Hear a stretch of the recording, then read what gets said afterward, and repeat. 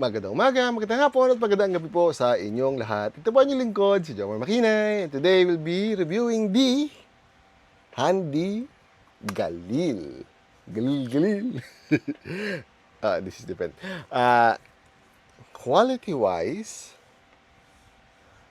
this is amazing. It's, I think it's ABS. Yes, it's ABS. It's more. No. This is ABS. Almost all ABS construction, so it feels cheap. But you will not believe this. Standard Gen 8 mags. Gen 8 mags! So, this is reusable. And, what's that? Magazine Prime. So, it's amazing already. And, it's HanDi compatible threads. Non-thread, I mean, friction fit. So, it's compatible with my hop-up. And, compatible with the muffler. So, nice. For the trades, Galil Ace assault rifle. And there's a here, get ready. Is it visible? No, it's not visible. It's here. It says get ready. Battery space. It's the usual grip. Battery of the HanDi ecosystem. This is only 7.4 on a 11.1 connector. Don't be fooled. And do not mix chargers. You will kill your batteries. Capacity, since this is a Gen 8 mag, it fits your, depending on your magazine that you'll use, you have lots of mags. Will this fit this one?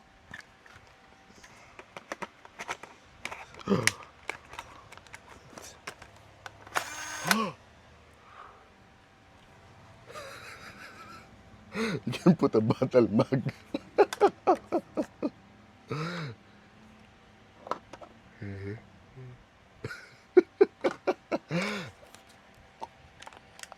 I do not remember the price of this one, but as far as I know, this is cheap. So, you can upgrade that. I mean, unlimited bullets if you use that mag. Weight, it's nothing. It's very light. This is a retractable stock. Huh? So that's cute. There's a flip up sights here, and this is non-adjustable. But magazine prime, standard mag, and the hand muffler. It's so fun. Nice. And I killed that one. Sorry.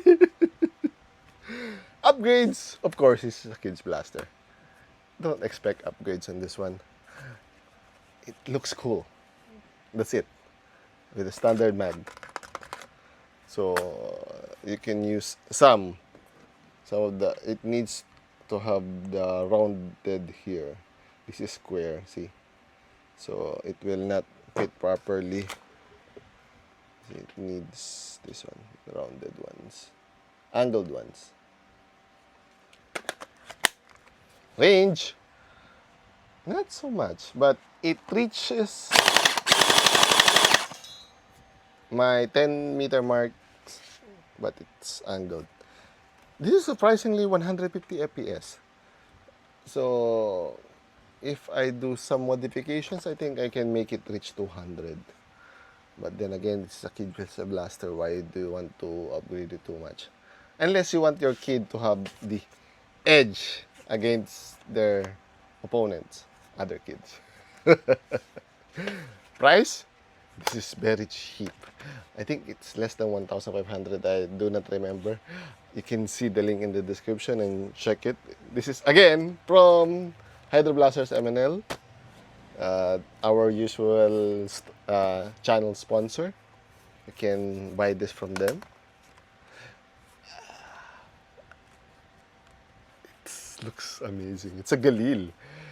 Actually, if it was a full size, I will get one for my own.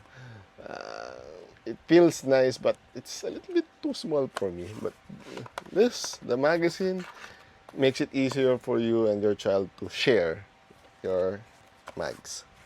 And makes this somewhat okay if you play on a different games because you can have more magazines is easier. When it comes to gel blasters, you need lots and lots of mags. Unless you have a drum mag or a battle mag. Ammo is important, very much. Well, anywho, I'm judging Pi too much. If you have any questions, suggestions, violent reactions, just put it down in the comment section down below and I'll answer it as soon as possible. Hanggang sa muli, paalam! Ching!